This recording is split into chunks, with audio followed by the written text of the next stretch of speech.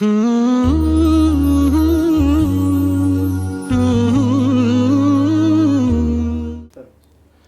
لله والصلاة والسلام على رسول الله وعلى آله وصحبه ومن والاه. بەڕێزان دیارە لە 12 مانجی ساڵدا الله تعالى چار مانجی ناولێنایە ئەشهور الحرم، یەکێک لەو مانگانەش مانجی ذی الحیجەیە. لەو مانگەشدا دەڕۆژی یەکەم الله تعالى سوێندی پێدەخوا والفجر وليال عشر، و هەروەها ئەو دەڕۆژە پێغەمبەر صلی الله عليه وسلم وصفی دەکا بە ئەفضل ئەیامی الدنیا، چاکترینی ڕۆژەکانی دنیا. ئەو دەڕۆژەی کە پێغەمبەر صلی الله عليه وسلم دەفەرمی عیبادەت تێیدا لای الله تعالى خۆشەویسترە لە باقی کاتەکانی تر.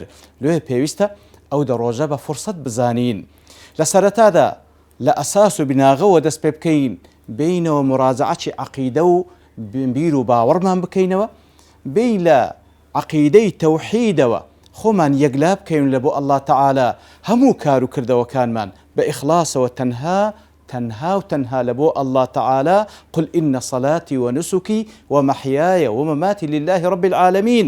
و هەروەها لە کار و کردەوەکانمان پێویستە شوێنکەوتەی پێغەمبەر بین صلی الله عليه وسلم لە تاعەت و عیبادەتی، لە خۆڕەوشت و هەڵسوکەوتی.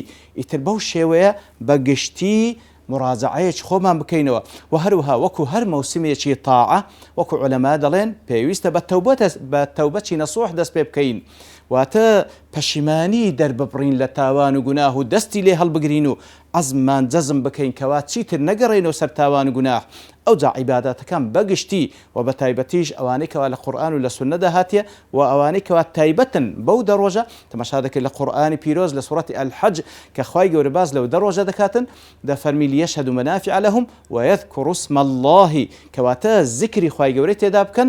و هەروەها پێغەمبەری صلی الله عليه وسلم لەو حەدیثانەی کەوا باز لەو دەڕۆژە دەکاتن، وەکو لە ڕیوایەتی ئیمامی ئەحمەد دەفەرمی فأكثروا فيهن التهليل والتكبير والتحميد، كواتە زۆر حەمد و سەناو و هەروەها زۆر تەکبیر و الله ئەکبەر بکەن. و بە تایبەتیش ئەو تەکبیراتەی کەوا لە جەژن لێ دەدرێ و سنەتەکی مؤکدە لەو دەڕۆژەش وەکو ئەصحاب خۆیان لێ ڕازی بیتن لە بازاڕیان لە هەموو جێگایەک تەکبیرەی جەژنیان لێدا لەو دەڕۆژەشدا بێجگەلەوەی کەوا فعلەن لە ڕۆژی جەژنەش لی دەدەن. و هەروەها لەو عیباداتانەی کەوا تێیدا ئەنجام بدەدرێ بە ڕۆژی بوون، ئینجا ئەگەر هەمووت پێ دەکرێت یاخود دووشەمە پێنجشەمە یاخود بە تایبەتی ڕۆژی عەرەفە کە پێغەمبەر صلی الله علیه وسلم دەفەرمی ڕەجام وایە گوناه و تاوان 2 ساڵ لەسەر بەندە بسڕیتەوە. و هەروەها باقی تاعەت و عیباداتەکان بە تایبەتی ئەو عیباداتانەی کەوا متعەدیە واتە قازانجی لە بۆ خەڵکی دیکەش دەبی، وەکو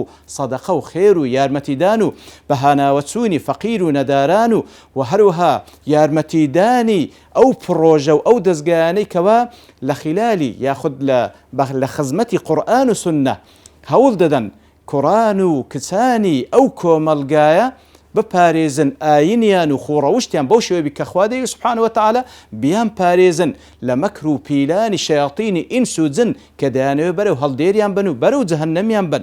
و هەروەها باقی عیباداتەکانی دیکە لە قورئان خوێندن و لە هەر دوعایەک و لە هەر عیبادەتێک مهم ئەوەیە کەوا بزانین ئەو دەڕۆژە فرسەتێکە لۆی لە خوامان نزیک بکاتەوە.